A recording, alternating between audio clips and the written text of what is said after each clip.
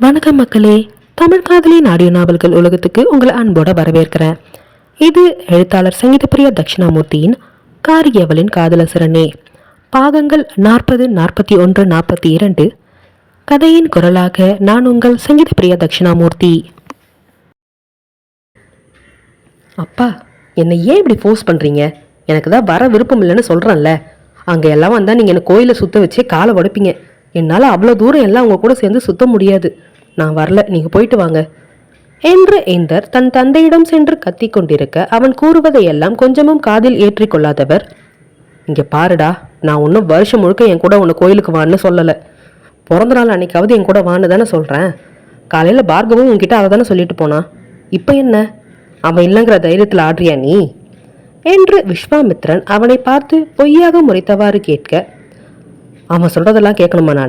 அதெல்லாம் முடியாது. நான் எங்கேயும் வரமாட்டேன். நீங்கள் என்ன வேணால் போயிட்டு சொல்லுங்கள் அவன்கிட்ட. எங்கே வேணாலும் நீங்கள் போயிட்டு வாங்க, நான் வரவே மாட்டேன் என்று ஜம்பமாக சோபாவில் அமர்ந்து கொண்டு தெனாவட்டாக தன் தந்தையை பார்த்தான் இந்தர். அப்படிங்களா சார்? அப்போ நீங்கள் அப்படியே இருங்க, ஒரு நிமிஷம் இரு, நான் பார்கவுக்கு ஃபோன் பண்ணுறேன், நீ அவங்கிட்டே எதுனாலும் சொல்லிக்கோ என்று விஸ்வாமித்திரன் கையில் தொலைபேசியை எடுக்க பாய்ந்து சென்று அவர் கையிலிருந்து தொலைபேசியை பிடுங்கியவன், அவன் ஒருத்தனுக்கு தான் அடங்குவேன்னு எல்லாரும் அவன் பேரை வச்சே நடக்கிறீங்கள. இப்போ என்ன, உங்கள் கூட நான் கோயிலுக்கு வரணும், அவ்வளோதானே? வரேன், வாங்க கிளம்பலாம் என்று அலுப்பாக கூறிவிட்டு அவன் முன்னே செல்ல, பார்கவுங்கிற ஒருத்தனோட பேரை வச்சு தான் இவன் எல்லா வேலையும் இவனை செய்ய வைக்கணும் போல. நான் பெருத்த புள்ள எனக்கே அடங்க மாட்டான், ஆனால் அவன் நண்பனுக்கு அடங்குறான். அது வரைக்கும் சந்தோஷம்தான் என்று நினைத்து கொண்டு அவன் பின்னே சிரித்தவாறு சென்றார் அவன் தந்தை. தங்கள் வீட்டின் அருகே உள்ள கோவிலுக்கு தந்தையுடன் சென்றவன் அப்பொழுதும் உள்ள வரமாட்டேன் என்று அடம் பிடித்தான். அப்பா, நீங்கள் போயிட்டு வாங்கப்பா, எனக்கு சாமி கும்பிடுறதுலாம் விருப்பம் இல்லைன்னு உங்களுக்கு தெரியும் தானே, அப்புறம் ஏன் இப்படி என்ன ஃபோர்ஸ் பண்ணுறீங்க என்று அவன் மீண்டும் ஆரம்பிக்க, மவனே என்னை கடுப்பேத்தாத. உங்ககிட்ட காலையிலேருந்து இந்த வார்த்தையை கேட்டு கேட்டு எனக்கு காது ரெண்டுமே வலிக்க ஆரம்பிச்சிடுச்சு. ஒரு அரை மணி நேரம் கோயிலுள்ள வந்துட்டு போகிறதுக்கு உனக்கு என்னடா ஆக போகுது? மரியாதையே உள்ளே வந்துரு, இல்லை தோலுக்கு மேலே அந்த வந்த பிள்ளைன்னு கூட பார்க்க மாட்டேன், ஓங்கி ஒன்று மண்டியிலே வைப்பேன். ஒழுங்கா உள்ளவாடா ராஸ்கல் என்று அவர் மிரட்ட வேறு வழியின்றி தலையில் அடித்துக்கொண்டு கோவிலுக்குள் நுழைந்தான் அவன். கர்ப்பகிரகம் அருகே சென்றவர்கள் ஐயரிடம் அர்ச்சனை செய்வதற்கான பொருட்களை கொடுத்துவிட்டு, என் பையனுக்கு இன்னைக்கு பிறந்த நாள், அவன் பேரில் அர்ச்சனை பண்ணணும் சாமி என்றார் விஸ்வாமித்ரர் ஐயரிடம். பேஷா பண்ணிடலாம், பையனோட பேரு, ராசி, நட்சத்திரம் எல்லாம் சொல்லுங்க என்று அவர் கேட்க, பேரு விஸ்வகிந்திரஜித், சிம்மராசி, மகம் நட்சத்திரம் என்றார் விஸ்வாமித்திரர். இந்த பேர்ல இப்பதான் ஒருத்தவங்க அர்ச்சனை பண்ணிட்டு போனாங்க, அவங்க உங்களுக்கு தெரிஞ்சவங்களா இருப்பாங்க போல என்று ஐயர் கூற தந்தை மகன் இருவரும் ஒருவரை மற்றொருவர் பார்த்து கொண்டனர். என்னது, இதே ராசி இதே பேர்ல அர்ச்சனை பண்ணிட்டு போனாங்களா? யாரு என்று இந்தர் கேட்க, ஒரு பொண்ணு தான் உங்க பேர்ல அர்ச்சனை பண்ணிட்டு போச்சு தம்பி, ஆனா அந்த பொண்ணு யாருன்னு எனக்கு தெரியல. நான் இந்த கோவிலுக்கு புதுசாக வந்திருக்கேன், ஏற்கனவே இருந்தவர் தான் அந்த பொண்ணுக்கு பழக்கம் போல. அவர் இன்னைக்கு வரலையான்னு கேட்டுச்சு, நானும் இல்லைன்னு சொன்னேன், சரின்னு உங்கள் பேரை அர்ச்சனை பண்ணிட்டு போயிடுச்சு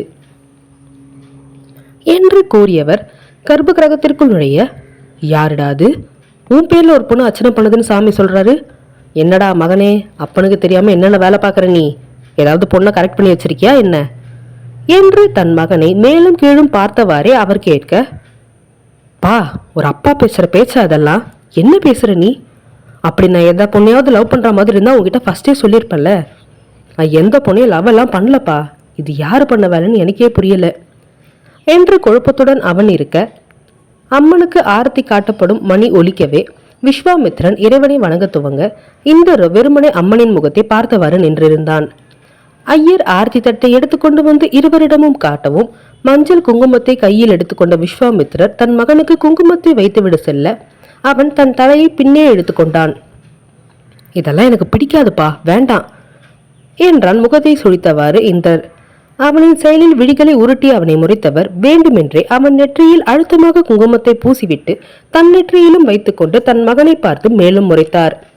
அவரின் செயலில் பதிலுக்கு தானும் அவரை முறைத்தவன் சிலிப்பிக் கொண்டு அங்கிருந்து செல்ல, ஒரு பொம்பளை பிள்ளைய பெற்று வச்சிருந்தா கூட நான் சொல்ற பேச்சை ஒழுங்கா கேட்டிருக்கும் போல, இவனை பெற்றுட்டு நான் படுற பாடு இருக்கே கடவுளே, எல்லாம் என் நேரம் என்று தலையில் அடித்து கொண்டவர் ஐயர் நீட்டிய அர்ச்சனை பையை வாங்கி கொண்டு அவன் பின்னே சென்றார். இந்தர் ஒரு இடத்தில் சென்று அமர்ந்து கொண்டவன், நீங்கள் போய் கோயிலை சுற்றிட்டு வாங்க, என்னாலலாம் வர முடியாது என்றான் வேடிக்கை பார்த்தவாறு. உன்னை கோயிலுக்கு கூட்டிகிட்டு வந்ததுக்கு நான் தனியாகவே வந்திருக்கலாம் என்று விஸ்வாமித்திரன் அங்கிருந்து நகர, அந்நேரம் தன் தோழி ஒருவளுடன் பேசிக்கொண்டே வந்தாள் அனாதி. இந்தருக்கு ஏனோ அந்த சிரிப்பு சத்தம் மனதில் ஒரு இதத்தை பரப்ப, அந்த பெண்ணவளின் பூமுகத்தை கார்க்க தன் கண்களை அங்கும் இங்கும் அலைப்பாய விட்டான் ஆனவன். என்னடி, ஏதோ ஒரு பையனோட பேர்ல அர்ச்சனை பண்ணியிருக்க, யார் அந்த பையன் என்று விளக்கை ஏற்றிக்கொண்டிருந்த அனாதியிடம் அவள் தோழி வினவ, விளக்கை ஏற்றியவாறு அவளிடம் பதில் தர தொடங்கினாள் அனாதி. சார் தாண்டி இன்னைக்கு அவரோட ஃப்ரெண்டுக்கு பிறந்த நாள், அதனால அவருடைய பேர்ல அர்ச்சனை பண்ணணும்னு சொன்னாரு. அதனாலதான் நானும் அர்ச்சனை பண்ணேன். ஏன், நீ என்ன நினைச்ச என்று அனாதி சிரிப்புடன் கேட்க, இல்ல, நீ ஒரு பையனோட பேருக்கு அர்ச்சனை பண்றதை பார்த்துட்டு அந்த பையன் உன்னோட ஆள்னு நினைச்சிட்டேன் என்று அவள் கூற, அவள் தோழியின் தலையில் அடித்து, பேச்ச பாரு, கோவிலுக்கு வந்துட்டு எப்படி பேசுற, பைத்தியம் என்றால் அனாதி முகத்தை கோபமாக வைத்துக்கொண்டு. இந்தர் தேடி கண்டுபிடித்து அவளை நெருங்கியவன் அவள் அவனுக்கு எதிர்ப்புறம் திரும்பி இருக்கவே அவள் முகத்தை காண முடியாமல் தவித்து போனான். அதிலும் அவள் பேசிய வார்த்தைகள் அவன் காதில் சரியாக விழவில்லை. ஒருவேளை அந்த பொண்ணோட முகத்தை பார்க்கணுமே, இப்ப என்ன பண்றது என்று யோசித்துக் கொண்டிருந்தவன் சற்று நகர்ந்து ஒரு தூணின் பின்பு போய் நின்றவன் அவள் எப்பொழுது திரும்புவாள் என்று ஆர்வத்துடன் அவளையே பார்த்து கொண்டிருக்க, விளக்கை ஏற்றி முடித்துவிட்டு தன் தோழியுடன் அங்கிருந்து நகர்ந்து வெளியே செல்ல தொடங்கினாள் அனாதி. ஐயோ, இந்த பொண்ணு என்ன வெளியே போயிடும் போலவே, எப்படியாவது இந்த பொண்ணு முகத்தை பார்க்கணுமே, இப்ப என்ன பண்றது என்று நினைத்து கொண்டே வேகமாக அவள் பின்னே சென்ற இந்திரஜித் அவளை பார்க்க முற்பட, அந்நேரம் கோவிலுக்கு வெளியே இருந்த ஒரு முதியவருக்கு அர்ச்சனை பையில் இருந்த பழங்களை எடுத்து கொடுத்து கொண்டிருந்தாள் அனாதி. சட்டென அவள் முகத்தை பார்த்தவனுக்கு மூச்சடைத்து போனது அவளின் பொன்முகத்தை கண்டு. அதிலும் விழிகளாலேயே கதை பேசும் அவளின் மான் விழிகளும், உதட்டை அசைத்து அசைத்து கொஞ்சிக் கொண்டிருக்கும் அவள்களின் இதழ்களும் அவன் கவனத்தில் நன்றாக பதிந்து போக, ஏனோ பார்த்த முதல் பார்வையிலேயே அந்த பெண்ணின் மீது காதல் வசப்பட்டு விட்டான் ஆனவன். விழி சிமிட்டாமல் அவன் அவளையே பார்த்து கொண்டிருக்க, சிறிது நேரம் அந்த முதியவரிடம் பேசிவிட்டு அங்கிருந்து நகர்ந்தாள் அனாதி. அவள் சென்ற பின்பும் அங்கேயே நின்று அவள் சென்ற திசையை இந்தர் பார்த்து கொண்டிருக்க, பின்னிருந்து அவன் தோளை தட்டினார் விஸ்வாமித்திரன். அப்போதுதான் சுயநினைவிற்கு வந்தவன் திரும்பி அவரை பார்க்க, ஏண்டா அங்க வெயிட் பண்றேன்னு சொல்லிட்டு இங்கே வந்து நின்றுகிட்டு இருக்க, இங்கே என்னடா பண்ற என்று அவர் புரியாமல் கேட்க, அது அது ஒன்றும் இல்லப்பா, நீங்க கோயில் சுத்திட்டீங்களா, சரி வாங்க போகலாம் என்று வேக வேகமாக அவரை இழுத்துக்கொண்டு அங்கிருந்து நகர்ந்தான் ஆனவன். காரில் சென்று கொண்டிருந்தவனுக்கு அவளின் நினைவாகவே இருந்தது. அவள் பேசுவதை முழுவதுமாக கேட்டிருந்தால் அவனுக்கு பார்கவ் கூறிதான் அவள் அர்ச்சனை தன் பெயரில் செய்திருக்கிறாள் என்று தெரிந்திருக்கும். அவள் தூரத்தில் இருக்கும் பொழுது பேசியதில் அவனுக்கு சில வார்த்தைகள் மட்டுமே காதில் கேட்டதால் அவள் என்ன பேசுகிறாள் என்பதை புரியாமல் போய்விட்டது ஆனவனுக்கு. அடுத்து என்ன நிகழப்போகிறது என்பதை அடுத்த அத்தியாயத்தில் காணலாம்.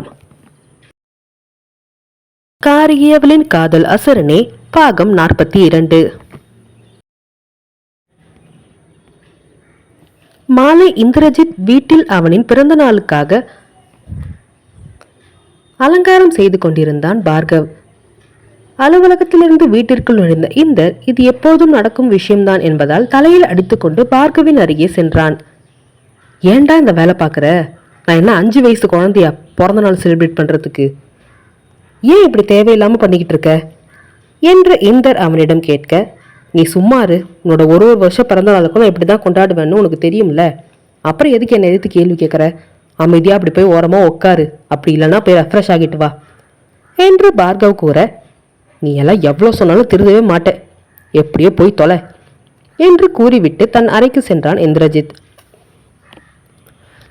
கிச்சனில் சமையல்கார பெண்மணி செய்து வைத்திருந்த குலோப் ஜாமுனை உண்டு கொண்டே ஹால் சோஃபாவில் அமர்ந்த விஸ்வாமித்திரர் பார்கவை பார்த்து, டேய் எதுக்குடா இதெல்லாம் அவனுக்கு பண்ற, இதெல்லாம் அவனுக்கு பிடிக்காதுன்னு தெரியும்ல, ஒவ்வொரு வருஷமும் இந்த மாதிரி நீ எல்லாம் பண்ணும்போது அவன் உன்னை திட்ட தானே செய்யறான், அவனுக்கு இந்த மாதிரி பர்த்டே செலிப்ரேட் பண்றதெல்லாம் பிடிக்காது பார்கவ் என்று அவர் கூற, இதெல்லாம் எனக்கு என்ன புதுசா, அவனுக்கு பிடிக்கலன்னா என்ன, எனக்கு பிடிச்சிருக்கு, எனக்கு பிடிச்ச விஷயத்த கண்டிப்பா இந்தர் பண்ணுவான் என்றான் தன் நண்பனை நினைத்து பெருமிதமாக பார்கவ்.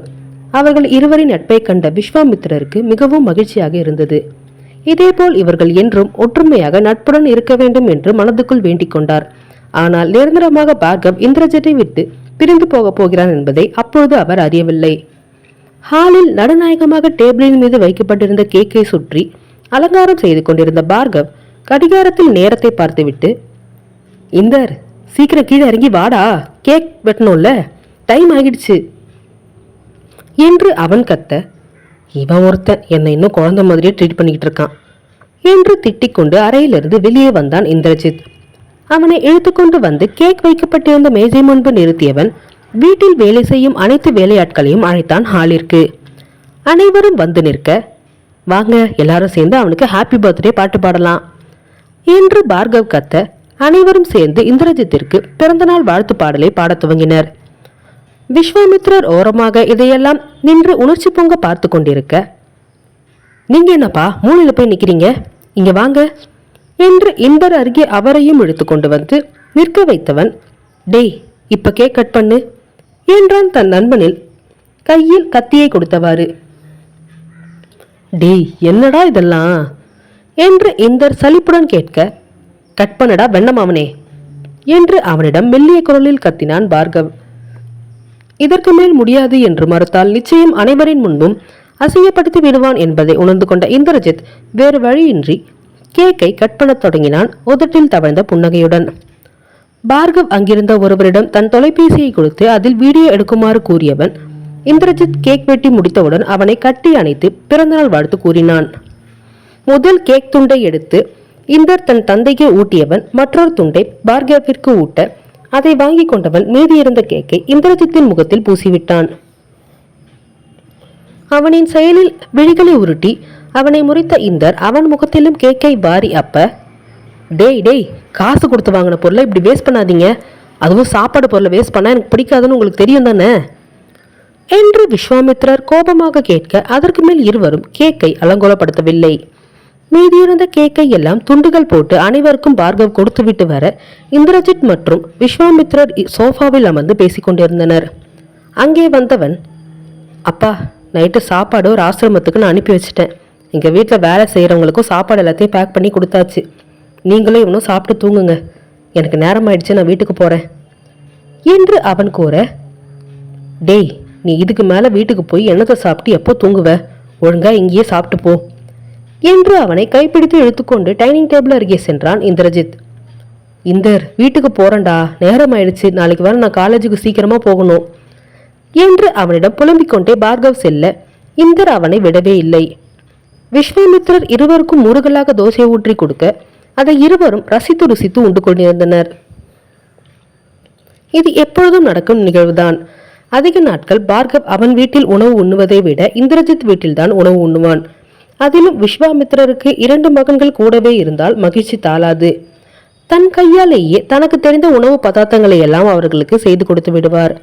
ஏனோ தன் மகன் பிறக்கும் பொழுதே தாயை இழந்து விட்டதால் தாய் ஸ்தானத்திலிருந்து அவனை வளர்க்க துவங்கினார் விஸ்வாமித்ரர்.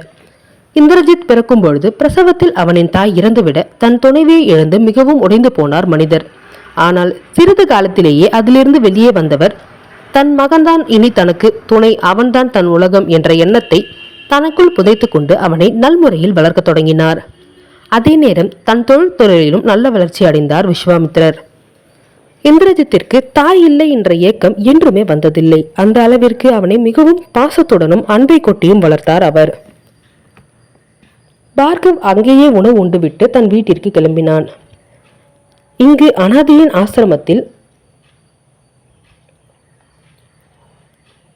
ஐயா என்ன இன்னைக்கு நம்ம ஹாஸ்டல்ல யாரும் சாப்பாடு கொடுத்துட்டு இருக்காங்க, என்ன விஷயம் என்று தன் ஆசிரம நிர்வாகியிடம் அனாதி கேட்க, உன்னோட ப்ரொஃபசர் தாமா அவரோட ஃப்ரெண்டுக்கு இன்னைக்கு பிறந்த நாள்ல நம்மளுக்கு சாப்பாடு கொடுத்து விட்டுருக்காரு என்றார் அவர் அவளிடம்.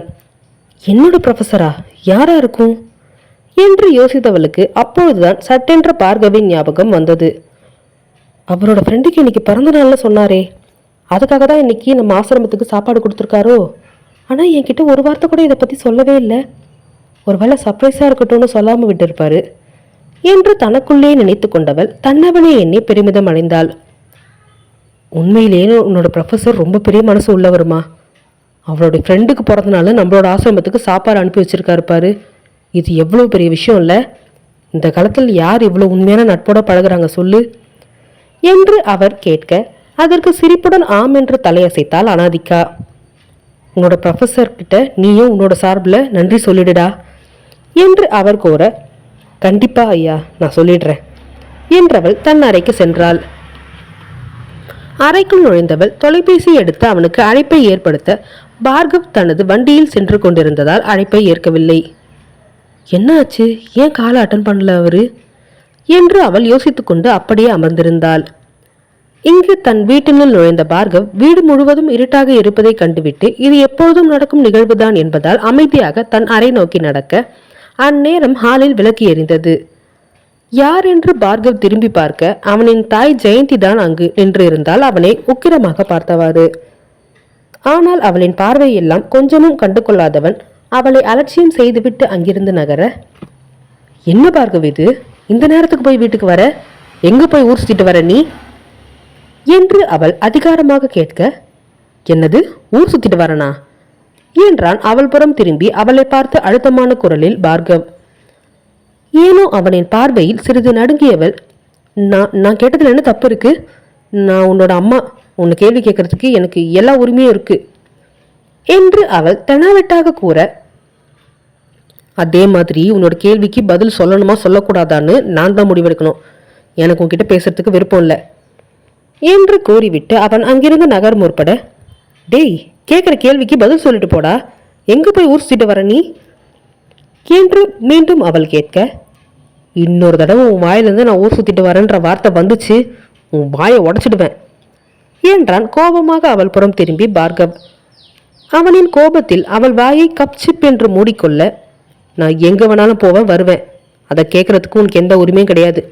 அதான் மாசம் மாசம் இவ்வளோ பணம் வேணும்னு என்கிட்ட இருந்து குடும்பமே பிடுங்கி திங்கிறீங்கல்ல, என்னை கேள்வி கேட்குற வேலையெல்லாம் வச்சுக்காத, புரியுதா என்று அவன் அழுத்தமாக கூறிவிட்டு அங்கிருந்து நகர, என்ன புள்ள இவன், பெத்த அம்மா என்னைக்காவது எனக்கு மரியாதை கொடுக்குறானா என்று மனதுக்குள் தன் மகனை திட்டிக் கொண்டாள் ஜெயந்தி. அடுத்து என்ன நிகழப்போகிறது என்பதை அடுத்த அத்தியாயத்தில் காணலாம். காரிகையவனின் காதல் அசுரனே பாகம் 43. இந்திரஜித் இரவு உறக்கம் வராமல் இருக்கவே கட்டிலில் புரண்டு புரண்டு படுத்துக் கொண்டிருந்தான். அவன் மனம் முழுவதும் அவனவள் நினைவுகளை சூழ்ந்து இருக்க, கண்களை மூடினால் கூட கள்ளி அவள்தான் கனவிலும் தோன்றுகிறாள். பாவம், என்ன செய்வான் ஆனவன்? அவள் நினைவுகளில் தவித்துக் கொண்டிருக்கிறான். புரண்டு புரண்டு வெகுநேரம் படுத்தவனுக்கு துளியளவு உறக்கம் வராமல் போகவே சட்டென்று கட்டிலிருந்து எழுந்து அமர்ந்தவன் தலையணையை எடுத்து நெஞ்சோடு அணைத்து கொண்டு அவளிடம் நிஜத்தில் பேசுவது போல் பேசிக்கொண்டிருந்தான். யாரடி நீ? எங்க இருக்க? என்ன பண்ற? எதுவோ எனக்கு தெரியல, ஆனா உன்னோட ஞாபகமாவே இருக்கு. உன்னை பார்த்து இன்னும் ஒரு நாள் கூட முடியல, ஆனா அதுக்குள்ள என் நினைவு முழுவதையும் நீயே ஆக்கிரமிச்சிட்ட. என்ன வேற எதையும் யோசிக்கவும் விட மாட்டேங்கிற.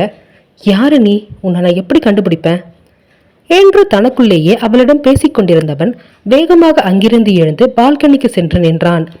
இரவின் குளிமையும் அதன் தாக்கத்தில் மனம் முழுவதும் லேசானது போல் இருந்தது ஆனவனுக்கு.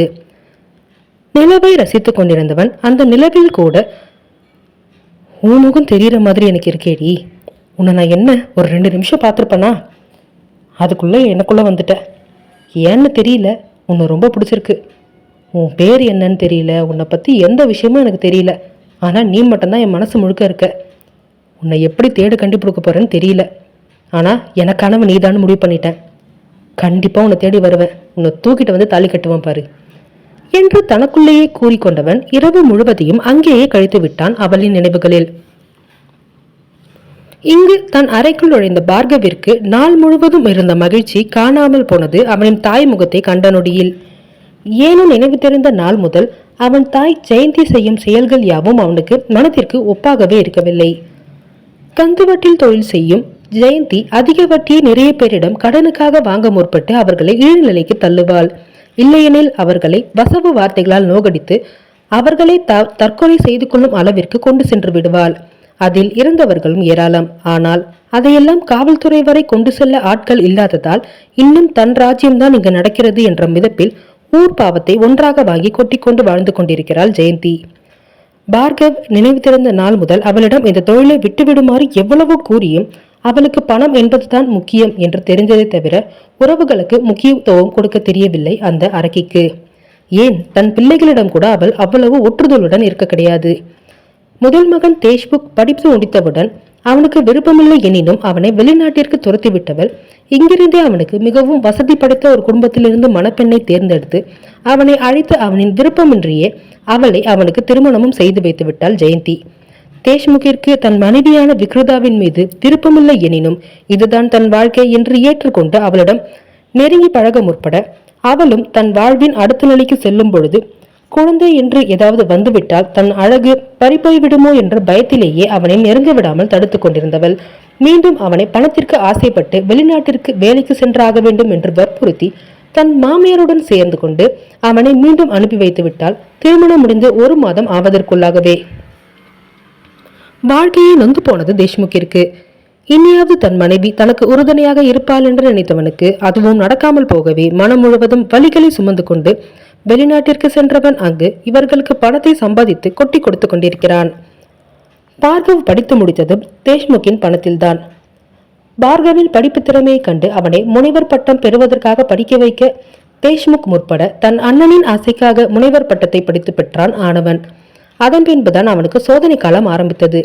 இவ்வளவு நாட்கள் தேஷ்முக்கின் உயிரை வாங்கிக் கொண்டிருந்த மனது உருவில் இருக்கும் அரக்கிகளான ஜெயந்தி, விக்ருதா மற்றும் ரீஷ்மா மூவரும் இப்பொழுது பார்கவின் சம்பள பணத்தை அவனிடமிருந்து பிடுங்க ஆரம்பித்தனர்.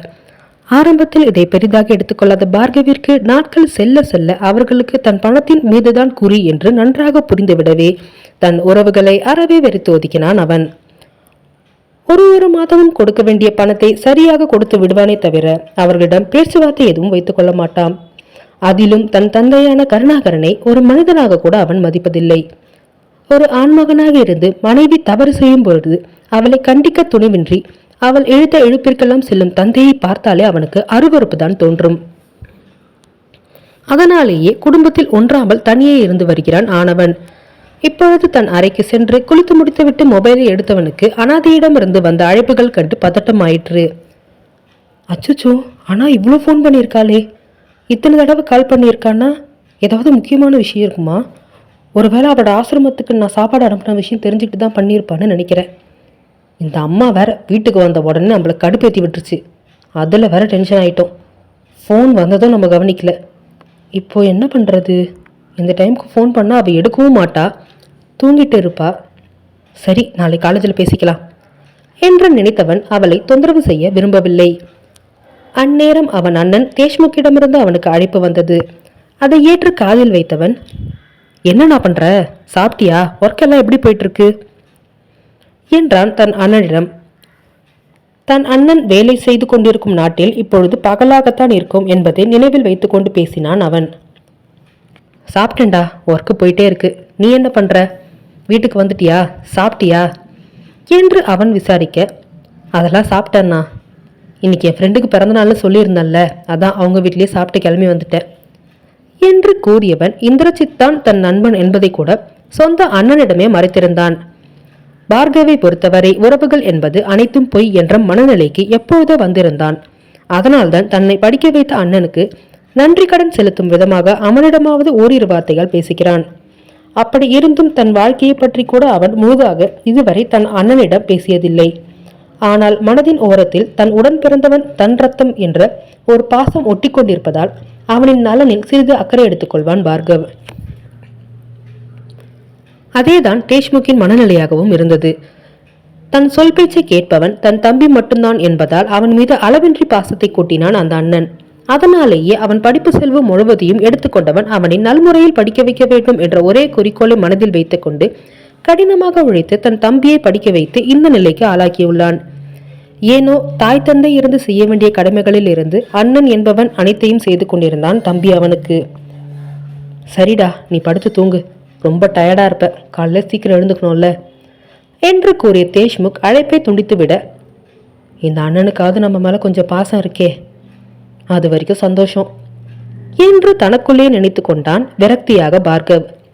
மறுநாள் காலையில் வீட்டில் உள்ளவர்கள் எல்லாரையும் எப்பொழுதும் போல் கண்டு கொள்ளாமல் பார்கவ் கல்லூரிக்கு கிளம்பி சென்றவன் அங்கு தன்னவளை தேட அவளோ அவன் கண்களுக்கு புலப்படவே இல்லை. ஒருவேளை கிளாஸ்ல இருப்பாளோ? இருக்கும், எப்படியும் நெக்ஸ்ட் பீரியட் நம்ம அங்கே தானே போக போகிறோம், அப்போ போய் பார்த்துக்கலாம் என்று நினைத்தவன் தன் வேலைகளை கவனிக்க சென்றான். அடுத்து என்ன நிகழப்போகிறது என்பதை அடுத்த அத்தியாயத்தில் காணலாம்.